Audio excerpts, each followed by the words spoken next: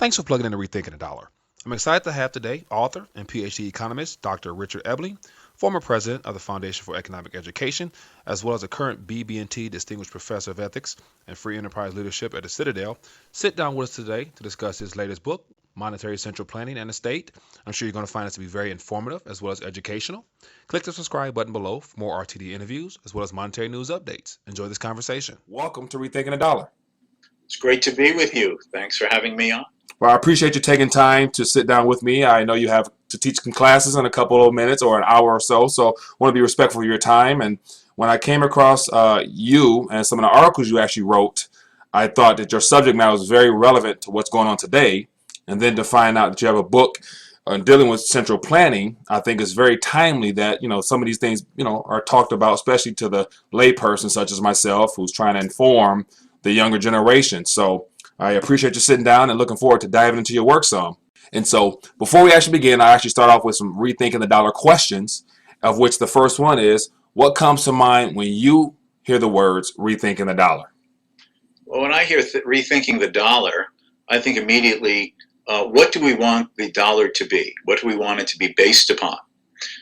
Historically, that is for a good part of the first 150 years of the United States, the dollar represented a certain quantity of gold, either in coin or the bars, the bullion. And the paper money that we carry around in our pockets was not viewed as money itself, but as claims or warehouse receipts or money substitutes. In other words, people would have gold and silver. They used it as money, a medium of exchange. For convenience, safety, they would deposit their gold and silver in banks. The banks would issue a claim. Like when you go to the theater and you check your coat or your hat, you get a little claim check. And when the performance is over, you go get your hat and coat back. Well, that's what banks were doing with gold and silver. And what we now call these notes, these Federal Reserve notes, the paper money that we have in our pockets often, originally, those were just claims or money substitutes. Now, sometimes when a bank or a series of banks in a city, a community, had developed a certain degree of reliable reputation, brand name reputation, rather than constantly having to run to the bank and cash the notes in for the actual gold or silver money to then go make your purchases in the marketplace. People would accept these notes as good as gold in an exchange. And the person who sold you something in his store would feel confident that he could turn in those notes that you had exchanged to him for whatever he was selling you to go to the bank to actually get the gold and silver money. Now, one primary advantage of this was that this eliminated government control of money.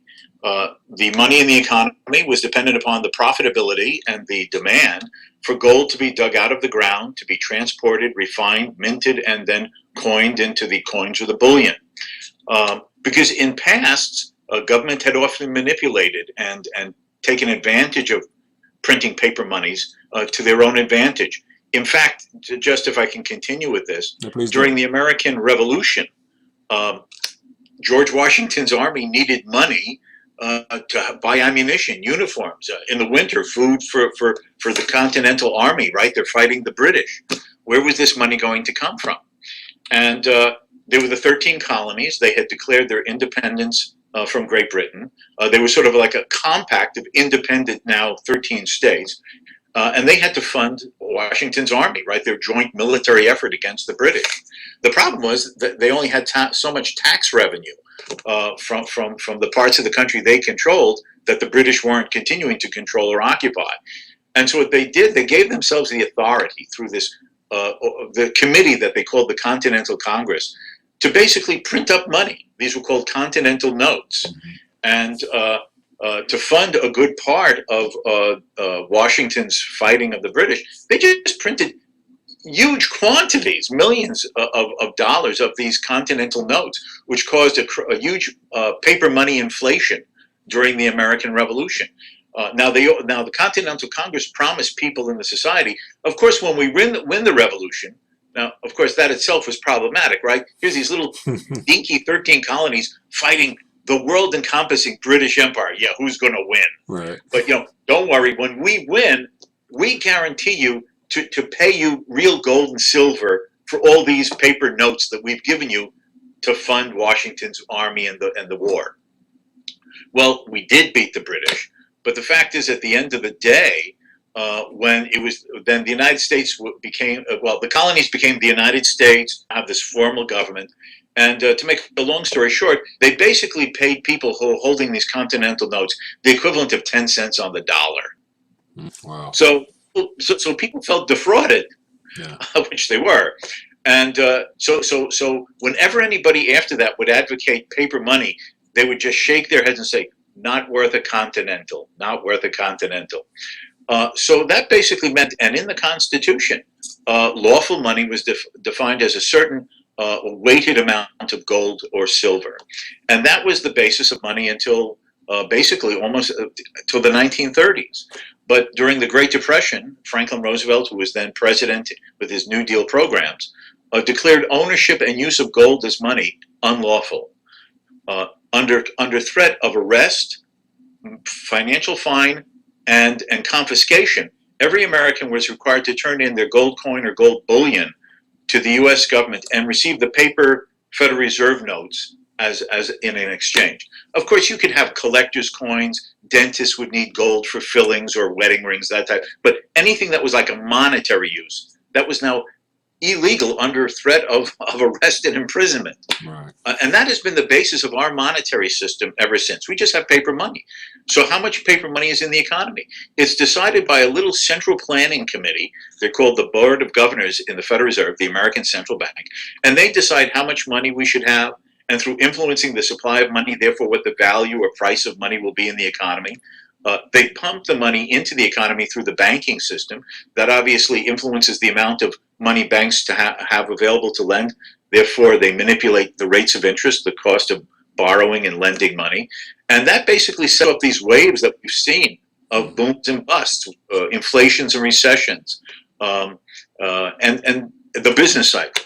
And so basically this has been a disaster. So when I hear about, remaking or changing the dollar, my idea would be to make the dollar honest once again, to accept what people historically chose to use as money, gold and silver, and to limit government's power to turn the handle of a monetary printing press with arbitrary discretion, which, right now price inflation seems low, but we've had it high in the past and you don't know what's going to come tomorrow, because it's basically up to the arbitrary decisions and wisdom and knowledge of a handful of people. And I don't think that kind of power should be in the hand of any group of people, whether it's a government agency that's been chartered like the Federal Reserve, or a president, or even a Congress. All right. Now, you hinted on a lot of key things there, and primarily the money printing aspect. And so, second question is, how important and why is it so important for the population, the public, to begin taking an interest in central planning, the title of your book, as well as just our current monetary and the financial situation we're currently in now with our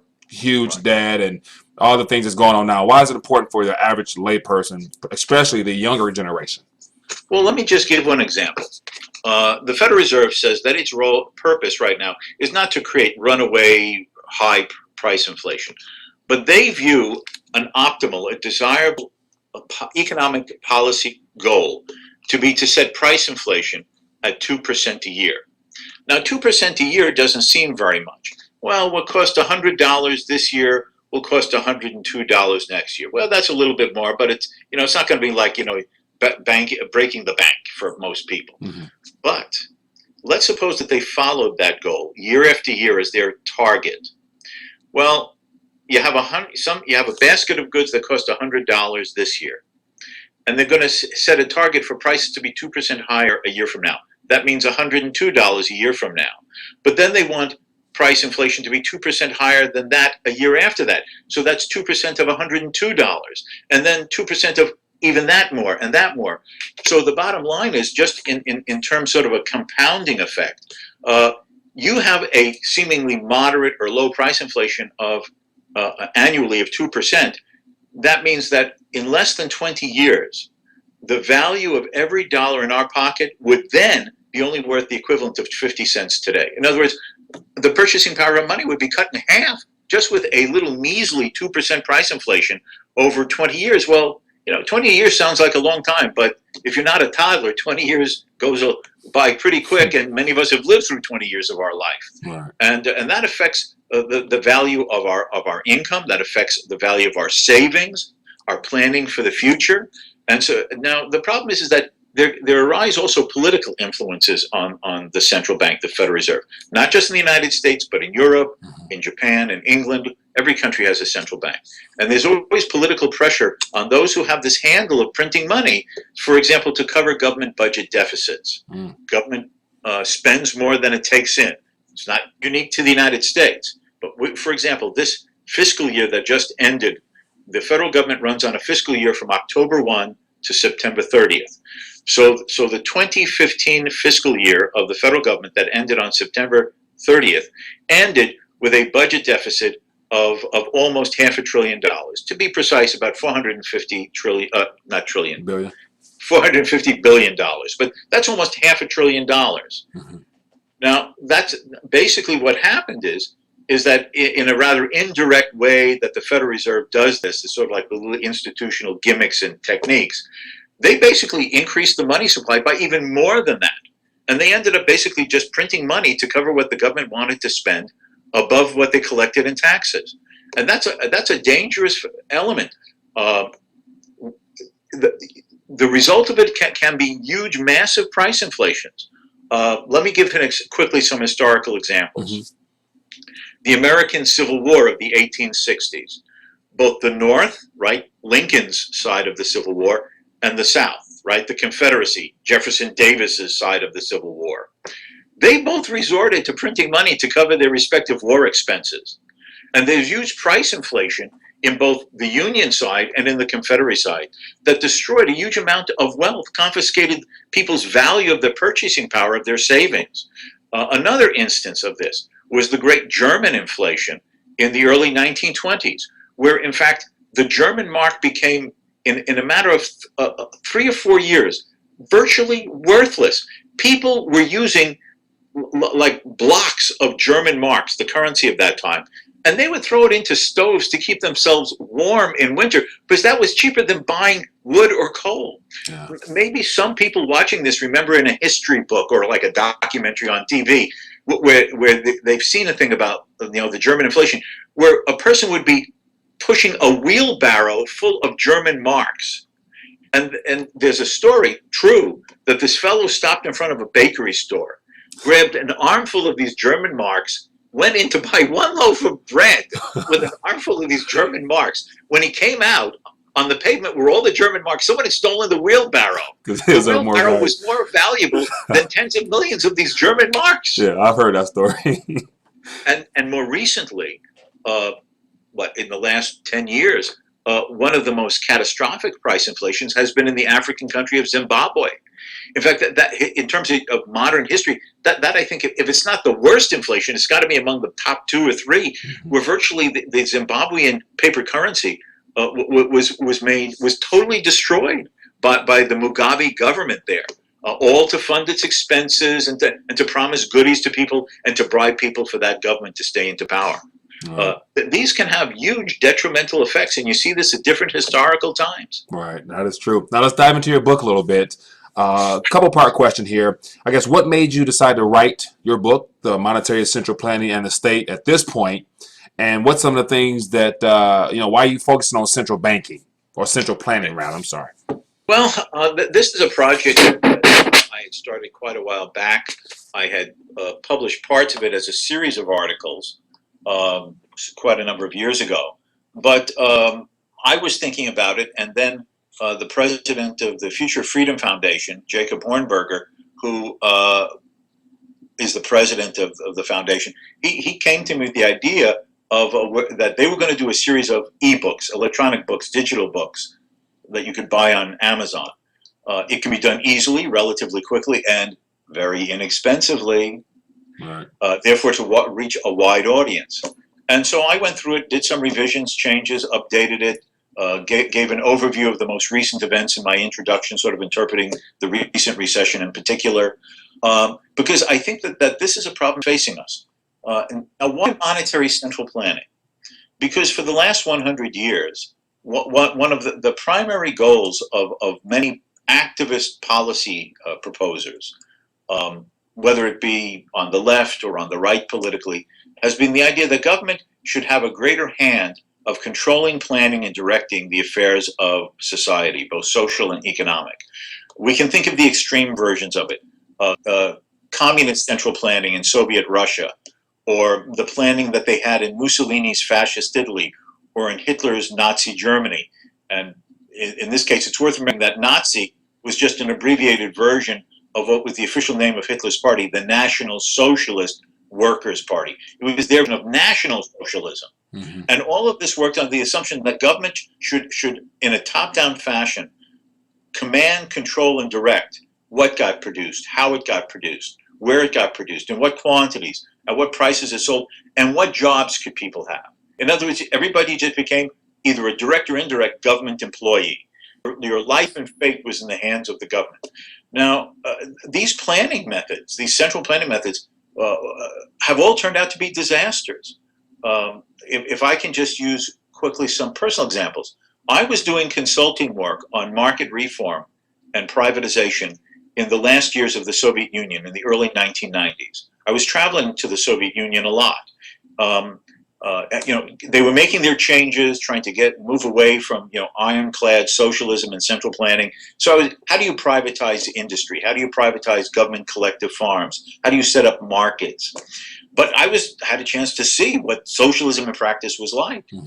And the fact is, the irrationality of government planning was the wrong goods were produced in the wrong quantities with shoddy qualities that people didn't want, or they produced products in huge quantities that would sit on shelves nobody wanted to buy and were unwilling to pay for. Mm-hmm. To use just one humorous example, if I can, opposite the Kremlin in Moscow, across from Red Square, is a Russian version of a shopping mall. It's called GUM, G-U-M, and it existed under the Soviet period. Now, today you go in it, it's all Western boutiques and shops like you'd find in New York or London or Paris. But back in the old communist Soviet days, these were all government stores because there were no private enterprise. And so I'm walking around, and I noticed that all the stores are empty. There's crappy products. Nobody is interested in buying anything. There's one long line. And what is it? It's women's underwear. So you have this long line of women. The problem is, under socialism, you don't have the wastefulness of duplication of capitalism. So what do they have? One size fits all, right? Really? Women's underwear, one size fits all. Does not fit, comrade? Use big safety pin, no problem. I mean, now, and let me give you. People need to know what this madness was like. Mm-hmm. So how did people shop? Now, in America, we take it for granted. It doesn't matter whether you're rich or poor. You just go shopping in the supermarket. Mm-hmm. You get your little shopping cart. You go down the aisles. You pick the items you want. You go to the checkout counter, right?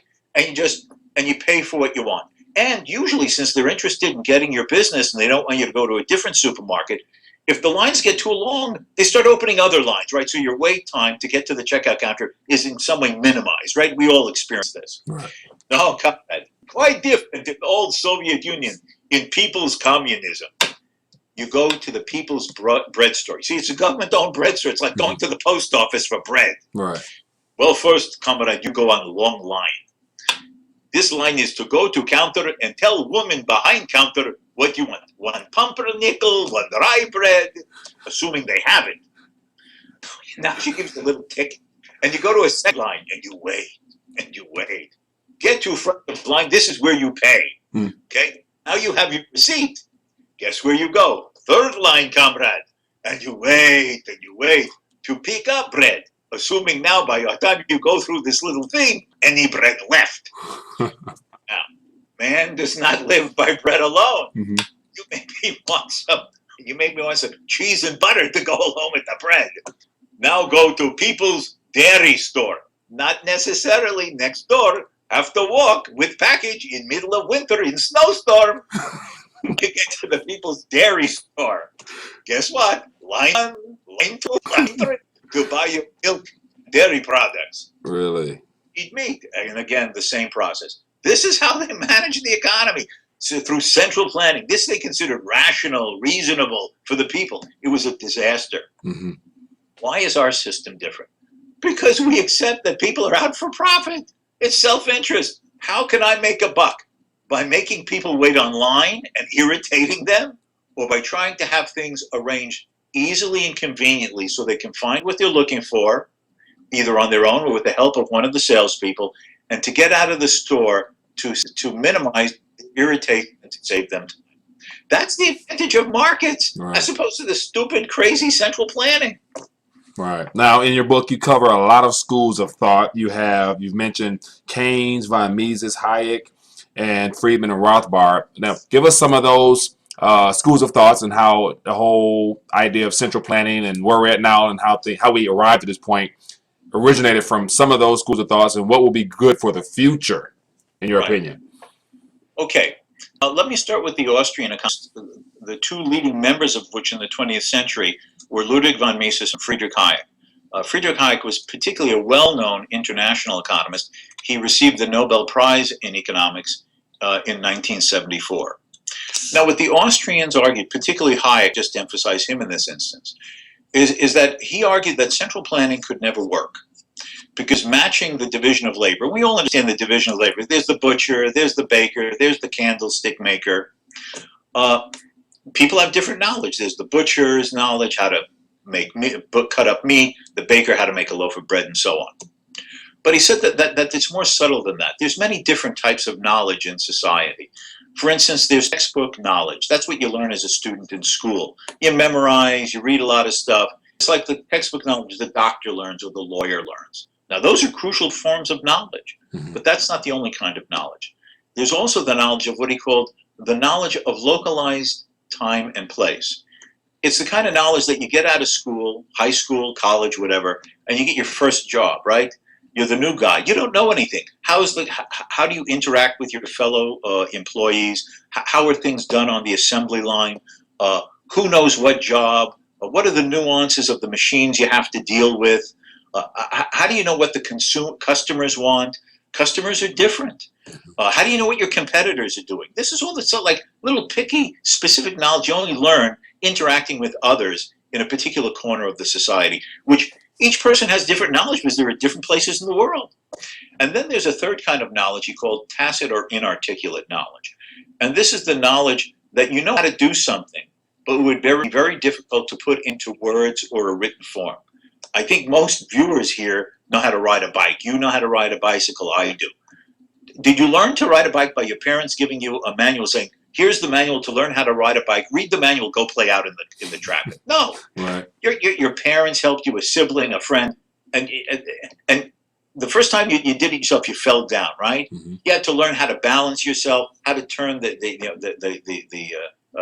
wheel with the handlebars to keep it from falling over, how fast you go around a curve or going downhill. Now, you've learned it. But how do you put this into words? Everybody just knows how to do it. Now, Hayek's point was there's many kinds of knowledge that we use in everyday life that is like that. Great and small, important and minor, that keep the wheels of everything moving. Mm-hmm. Now, if we have all of this decentralized, dispersed knowledge of these types, a little bit in your mind, a little bit in my mind, a little bit in the minds of all the viewers, how do we coordinate all of this dispersed, decentralized knowledge so that all of us can know what each of our abilities are, what others would like for us to do as consumers, and how to coordinate it? Hayek says no planner, no matter how wise, of knowledge, wisdom, ability, or group of, can coordinate all the knowledge of hundreds of thousands, millions, and now if you think about the world economy, billions of people. There's only one way to bring all of that knowledge together, through the communication system of the price system, the competitive price system. Mm-hmm. Through prices, we communicate as consumers to tell producers what we might want to buy and the value we place upon it. On the supply side, producers evaluate what could I produce, given my knowledge, my skills, and to hire labor, to purchase resources. What would be the cost of my production? And through the price you offer it to consumers, you're expressing what you could bring it to market for. And through the interactions of buyers and sellers, consumers and producers, supply and demand, the prices of the market are formed to inform people and coordinate what everybody is doing. That's how all the goods in the market get on the shelves without anybody planning or thinking about it from the top down. Yeah. That's why socialism as an economic system was inevitably going to fail, like in the Soviet Union or even if there hadn't been the war in Nazi Germany, because It requires more knowledge to be used effectively so all of us can benefit from it economically, socially, than any central planner has the knowledge and wisdom to do. Now, the problem with central banking is that it's a form of central planning. Here's a group of about 9 people on this board of governors. Of course, they have economic advisors and other people, but it's basically 9 members of the board of governors of the Federal Reserve. And they are presumed to have the knowledge, wisdom, and ability to know, well, what should employment be? What should prices be? What should inflation be? What should interest rates be? How and what forms of lending should bankers undertake? Who can know all of this in a rational and reasonable way, given the complexity of the real world with all of us? Right. And it's not surprising that when the central bankers try to keep the economy on an even keel, 9 times out of 10, what we end up with is the roller coaster of inflations and recessions, booms and busts. It's inherent. It's endemic to the institution. It can't work. Right. Now, in your book, towards the very end, you get into free banking. What is free banking, and how does that seem to play into I guess getting us away from the central planning aspect? Or give us your take on free banking. Sure. Now, free banking is just basically like privatizing banking and money. There was a time when there were not central banks. So people would open banks. There's a business for banks. People want to put their money for safekeeping. They'd like to pool their savings with others so as to then have the banker act as their middleman, if you will, to do creditworthy checks and lend out to borrowers who want to borrow money for investment purposes. So the bankers are the middlemen. They take our savings, they funnel it through to borrowers, and then the borrowers pay interest, and the bankers then pay the interest we earn on our checking accounts and our savings accounts. And that's what banking is basically about. Now, in a competitive market, there are private banks, and we deposit our, for example, as it used to be gold and silver. They issue these notes to us as monies or claims to gold and silver. We put some of that money aside in our savings account, and then the banks lend that savings to willing and credit-worthy borrowers to undertake the investments that add to production, create jobs, and so on. And that coordinates the entire process of saving and investing, the use of resources, both in time and across time, of consumption versus investment. And that works out smoothly, and that's what private competitive banking would be about. But instead, the government, through the central bank, has taken over the decision-making of what will be used as money, what the value of the money will be, what interest rates and borrowing rules will be. And it leads to chaos, as opposed to just allowing banking to be operated competitively and privately, like we assume selling shoes, manufacturing and selling shoes, manufacturing and selling eyeglasses, or growing food, and the farmers have the profit motive to bring the food that we want to market, and there are the middlemen, the retailers, who run this supermarkets where we buy it to sell it to us. So all it is the privatization and the establishment of competitive markets in the provision of money and banking, and to get government out of this.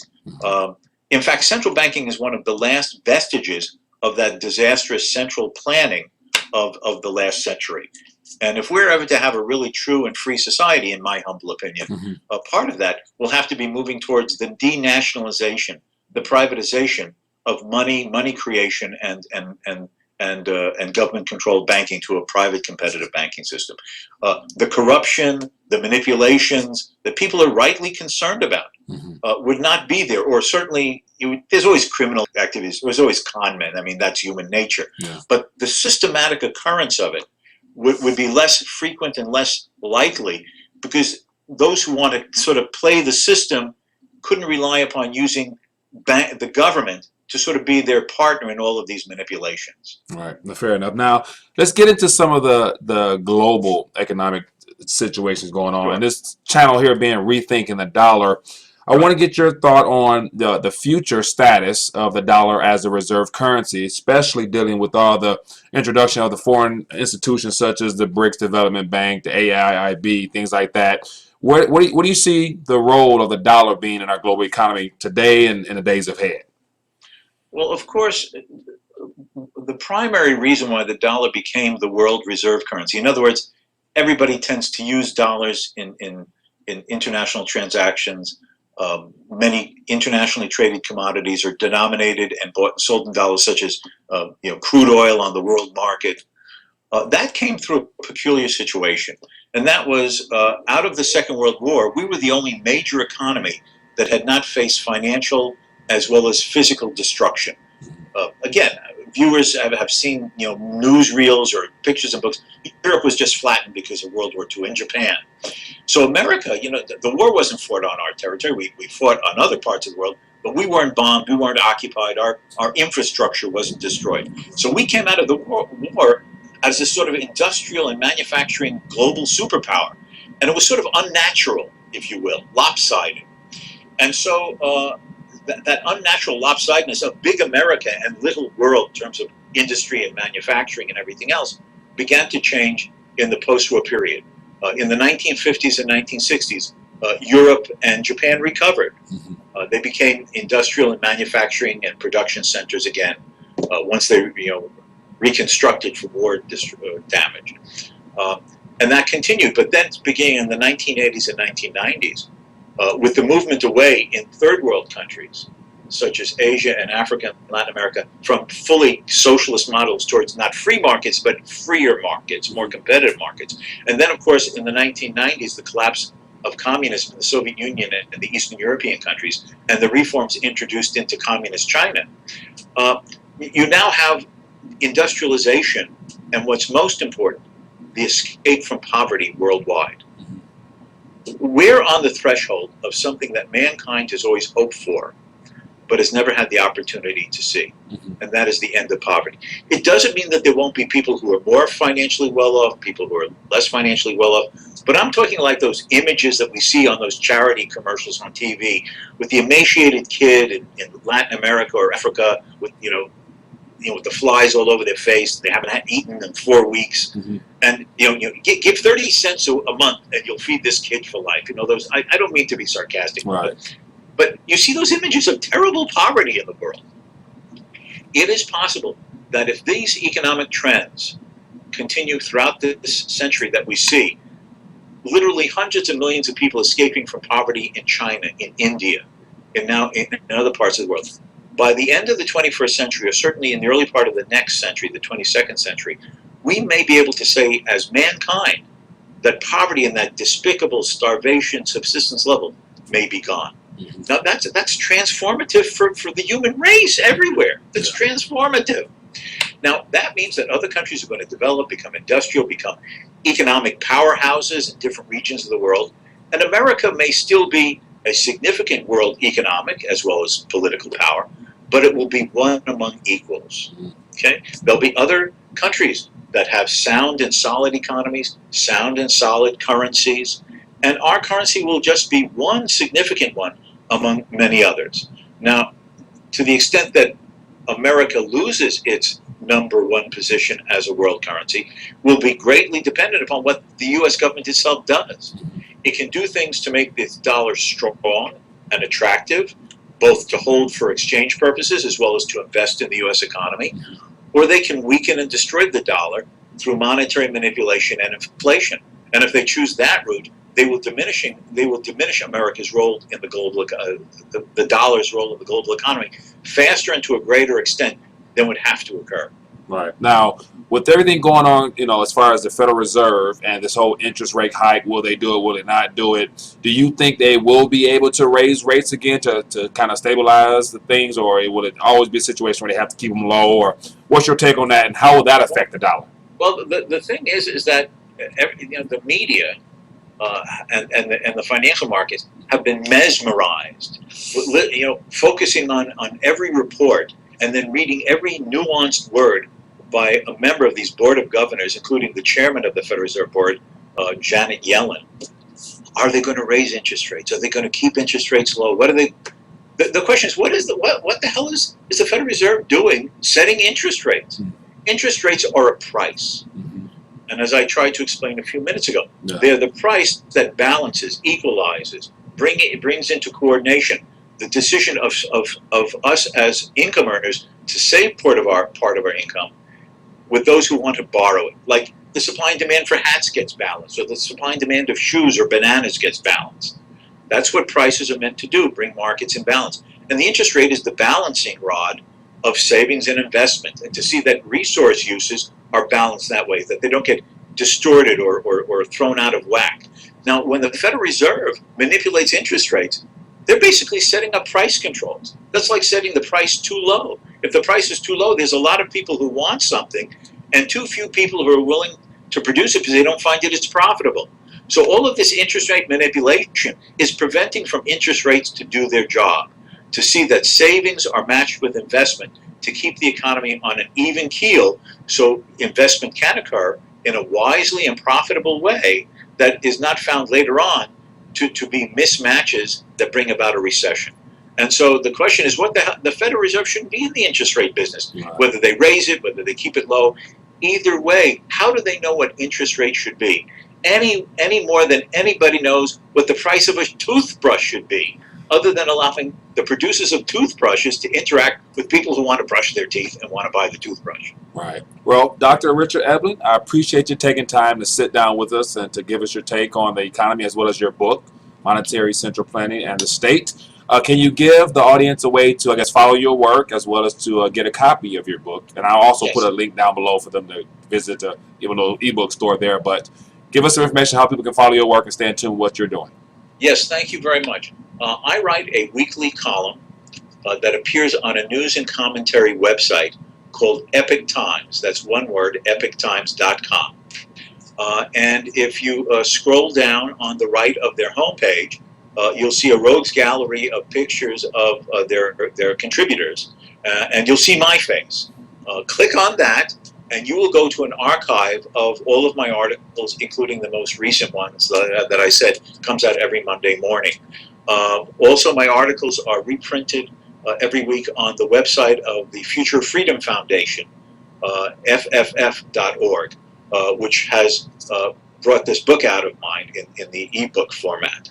And of course, the book can be ordered off Amazon at a very low and reasonable price. And I hope that anyone who chose to purchase it would find it. I know I'm an economist, and people get nervous about economists. They're just accountants without a sense of humor or something. I don't know, but I can assure you that I intentionally wrote this, that the interested reader should be able to follow everything I'm explaining about what Austrian economics is, what Keynes and Keynesian economics is, what central banking and free banking is all about, in hopefully a reading style and a format that anyone can get the knowledge out of. All right. Well, Dr. Ebeling, thanks for taking the time to sit down with us. Look forward to staying in touch with you as well as following your articles there. Other than that, enjoy the rest of your day. Thank you. All right. Have a good one. Well, this concludes my discussion with Dr. Richard Ebeling. Hope you found this discussion to be very entertaining. I want to encourage you to get a copy of his latest book, Monetary Central Planning and the State. And also, scroll down below, leave us a comment. I would love to hear your thoughts on this discussion. Looking forward to bringing you more interviews in the future. Until next time.